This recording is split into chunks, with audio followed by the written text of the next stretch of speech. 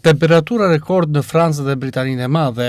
Shefi klimës në Organizatën e Kombeve të Bashkuara kujton për një kujtesë brutale të krizës klimatike. Një valë ekstreme të nxehtit ka përfshirë Europën perëndimore duke thyer rekorde temperaturash në Francë dhe Britaninë e Madhe dhe duke ngritur alarmin për pasojat e krizës klimatike. Shefi klimës i OKB-s Simon Still e cilëson situatën si një kujtesë brutale të ndikimeve të ndryshme klimatike, duke fajsuar djegjen e yfymirit, naftës dhe gazit si shkakun kryesor të fenomenit. Sipas tij, shkenca është e qartë se ndryshimet klimatike të shkaktuara nga aktiviteti njerëzor, po i bëjnë valë të nxehtit gjithmonë edhe më të shpeshta dhe më intensive. Still thekson se mbrojtja e jetëve dhe ekonomive nga temperaturat ekstreme duhet të nisë me reduktimin e varësisë nga lëndët djegëse dhe kalimin drejt energjive të pastra. Në Britaninë e Madhe, zyra meteorologjike regjistroi temperaturën 35.1 gradë Celsius, duke thyer për dytën ditë radhazi rekordin kombëtar për muajin maj. Temperatura tejkaloi rekordin historik prej 32.8 gradësh të vendosur në vitin 1942 dhe të barazuar në vitin 1944.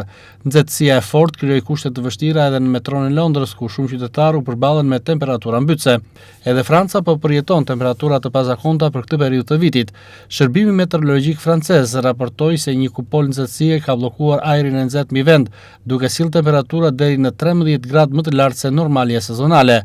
Autoritetet vendosën alarmin portokalli për temperatura të larta në 17 departamente, përfshirë dhe Parisin, ndërsa 10 zona të tjera janë në paralajmërim të verdh.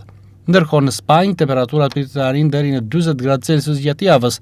Agjencia Shtetërore Meteorologjike tha se temperaturat aktuale janë tipike për muajin korrik dhe jo për fundin e muajit maj. Alarm portokalli është lëshuar edhe për rajonin e vendit të Bask, ndërsa disa qytete jugore pritet të regjistrojnë temperatura mbi 38 gradë Celsius. Temperaturat e larta kanë shkaktuar deri dhe viktima. Autoritetet franceze raportuan të paktën 7 vdekje të lidhura drejt për së drejti ose tërthorazi me vapën ekstreme, ndërsa në Angli 4 adoleshentë kanë humbur jetën nga mbytyja që prej fundjavës, teksa shumë qytetarë kërkojnë freskim në zonat ujore.